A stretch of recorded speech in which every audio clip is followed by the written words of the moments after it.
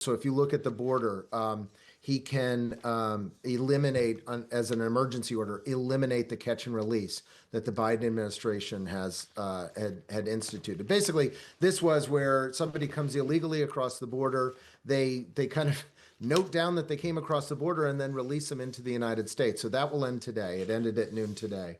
There's several other aspects of this, parts of the website for individuals to apply for under emergency rules of the Biden administration. Those have been lifted because of this emergency order. Same thing with energy. It's allowing him to open up ANWR, several tracts of Alaska, the National Petroleum Reserve, curtailing some of the items that the Biden administration had put into place, moratoriums on permits and exploration. So when you look at these, look at those broad mandates, those broad strokes, and I think then they'll be filling in the details underneath over the next several days and months. This is Kate Borsey. It is the evening edition on Times Radio. So much to bring you this evening. We've had the inaugural address from Donald Trump. He's been sworn in as president, the 47th president of the United States. He has attended a 5-minute signing room ceremony with J.D. Vance, his vice president. He's been attending a lunch. And very soon, so in the next 25 minutes or so, he'll begin an appearance at the Capital One Arena. So this is the indoor part of the inauguration today that was due to be outdoors. It was due to be a parade. It's now indoors. We've actually heard from Elon Musk already at that event, the warm-up act, if you will, and we'll hear from Donald Trump. Will Pavia of the Times is in the Capital One Arena for us in Washington, D.C.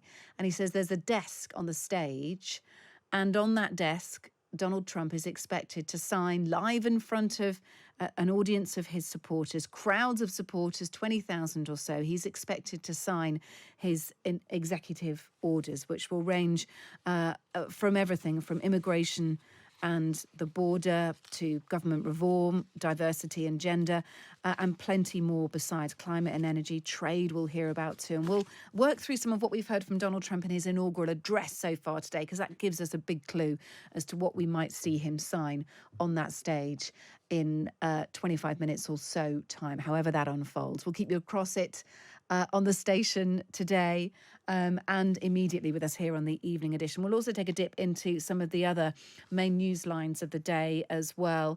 We'll take a look at the Southport attack and the man behind it pleading guilty to the murder of 3 girls at a Taylor Swift-themed dance class. Some new information that was revealed today. And we'll take a look at that fragile ceasefire holding in the Middle East as well. This is Kate Borsey. It is the evening edition. It's now 7 minutes past 8. Let's reflect a little more on what we've heard so far today. Donald Trump has been sworn in as the 47th president of the United States, becoming the second president ever to have served 2 non-consecutive terms. Donald Trump used his speech to set out his vision of America, and that included declaring a national emergency on the migration crisis. First, I will declare a national emergency at our southern border.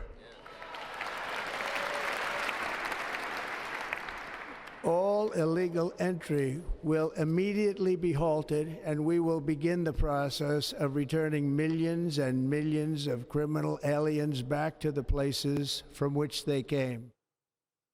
He also went on to talk about how he plans to get America leading again. America will be a manufacturing nation once again, and we have something that no other manufacturing nation will ever have, the largest amount of oil and gas of any country on earth. And we are going to use it.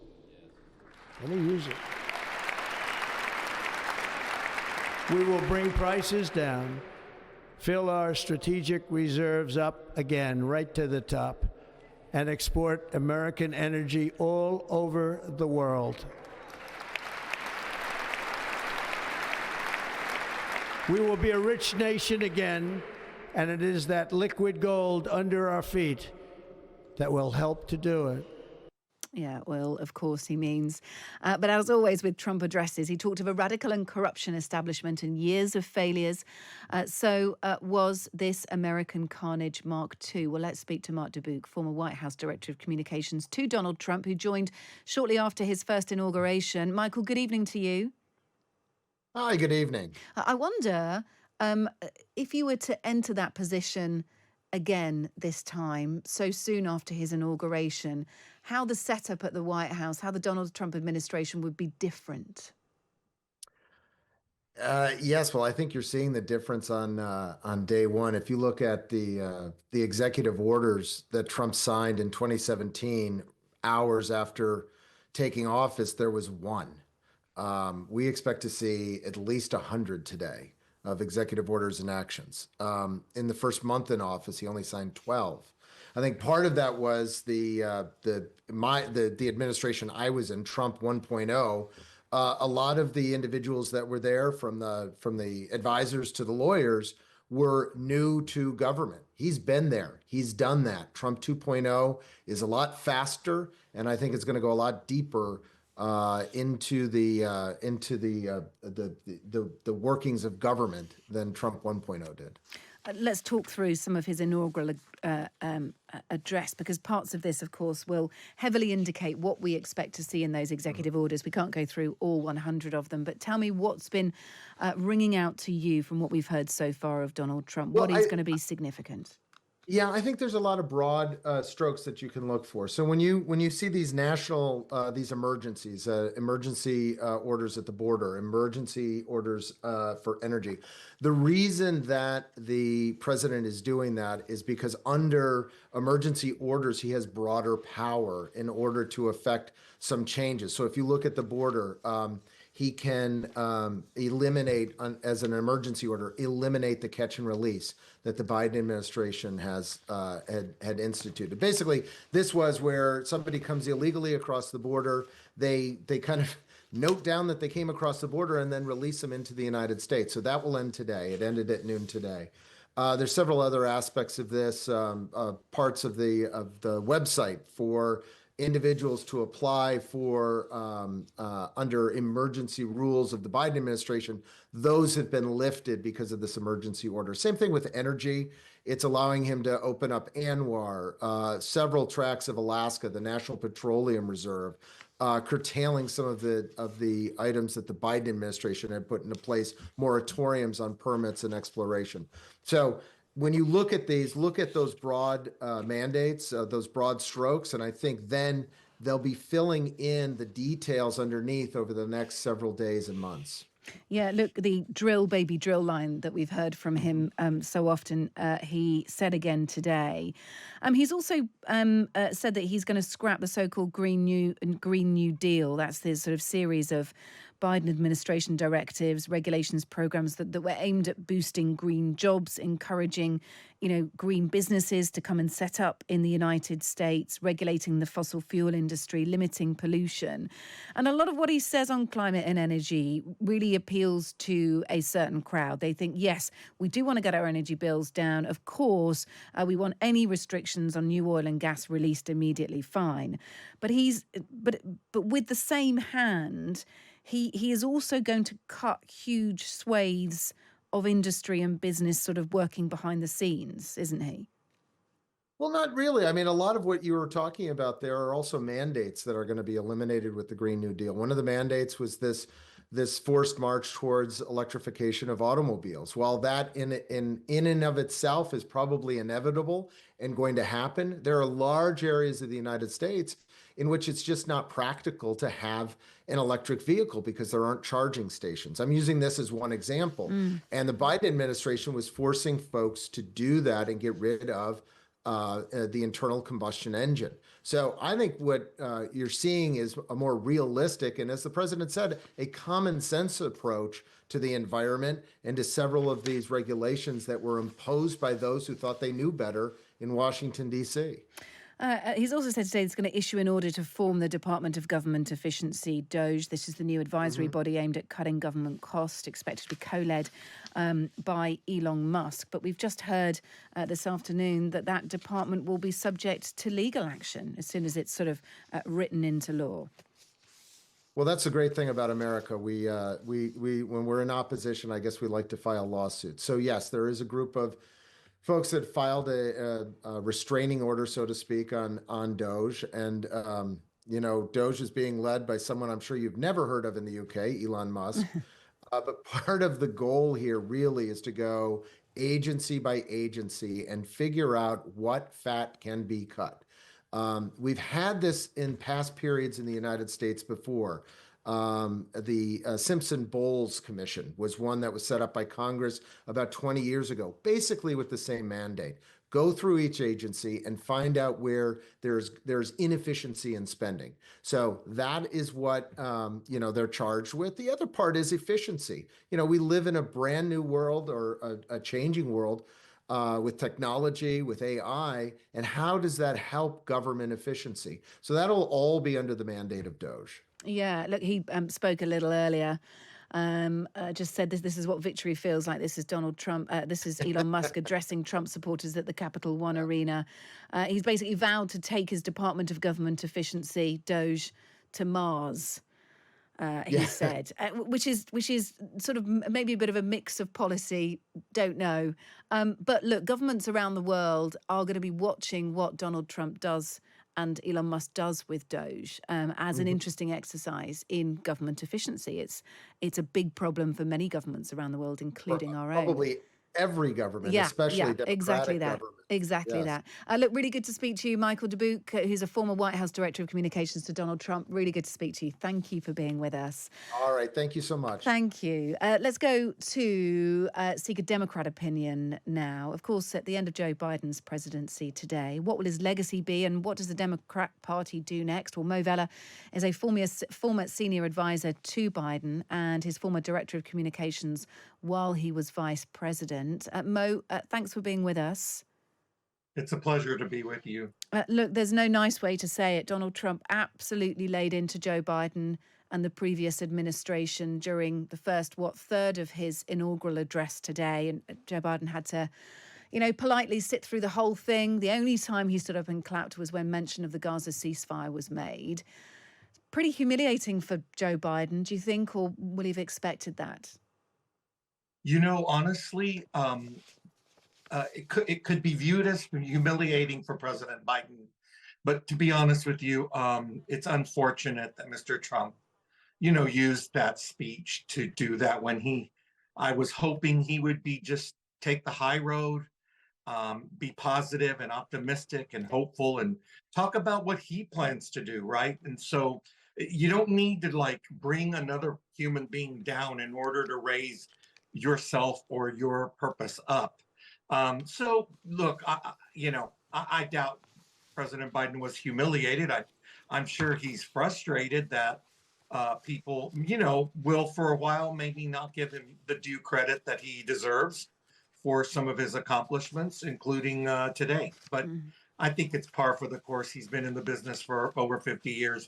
He knows how it works. Okay, all right. Let's talk briefly on what we know that Joe Biden's going to do now. Will he just be spending time with his family? He's a pretty old guy. I'm sure he would appreciate a rest, a good break, as all of us would in his position. But do we know if there's anything immediate on the agenda for Joe Biden? What do you expect him to do next? I'm not aware of any specifics, but what I would expect is that he will be much in the form of Jimmy Carter in the years he has left, and I hope there are many. I think you'll see him be more of an elder statesman. I think you're going to see him remain active, and from an opinion perspective and a thought leader on the issues that have mattered to him and the issues that he believes are crucial for the future of our democracy and our country and the world. So that's what I would expect. I also expect he will spend time with his family. He, again, whether you're a Republican, a Democrat, or a Libertarian, whether you're green, yellow, pink, black, or white, It doesn't matter if you're a red state or a blue state or from the UK, Germany, France, or China.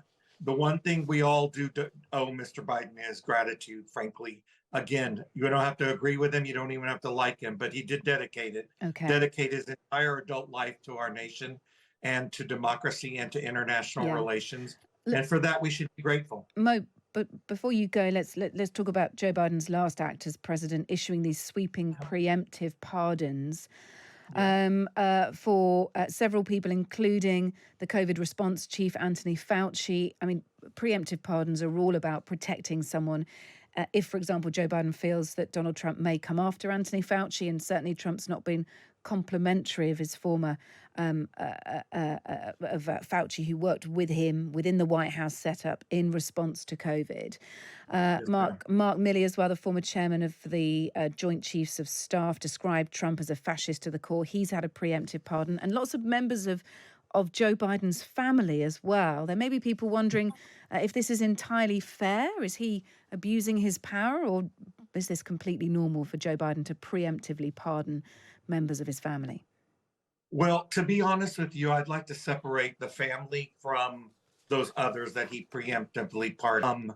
When you had a candidate Trump and hopefully President Trump, I'm actually going to give President Trump the benefit of the doubt, and I still fervently hope and pray that he and his team will do what's best for our nation, and not in a vindictive or revengeful way, but in an optimistic and hopeful way, and in a manner that will uplift us all, not just some. And so I still hold out hope that he will do that. But as for the Biden family, honestly, I actually was surprised that he pardoned his family. So his brother James Biden, sister-in-law to Sarah Biden, his brother Frank Biden, his sister Valerie Biden Owens, and her husband John Owens. I mean, have they done anything wrong to be preemptively pardoned? Not that I'm aware of, and I honestly, I've never heard of anybody doing that. At least in my lifetime, I may be wrong on that. Historians can correct me, but I have to say I respectfully disagree with that move. On the January 6th committee members, General Milley, Dr. Fauci, I absolutely think that was warranted. They have been threatened. It's been very clear by the Trump operation that they were revengeful and they were going to have retribution. Out to get them.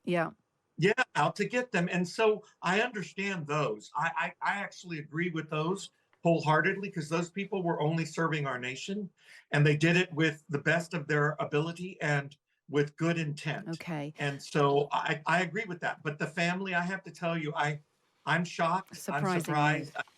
I wish he hadn't done it. All right, Mo. I think yeah. Thank you so much for being with us. Our time has sadly run out, but I absolutely hear you loud and clear on that. Mo Vella, former senior advisor to Joe Biden and his former director of communications while he was vice president. Mo, always good to speak to you. Thank you very much for being with us. Coming up on the evening edition, we'll take a look at the day in Gaza, that ceasefire holding, what's happened and what to expect next. And we'll also talk about the Southport trial as well, ongoing. All that to come. Stay with us.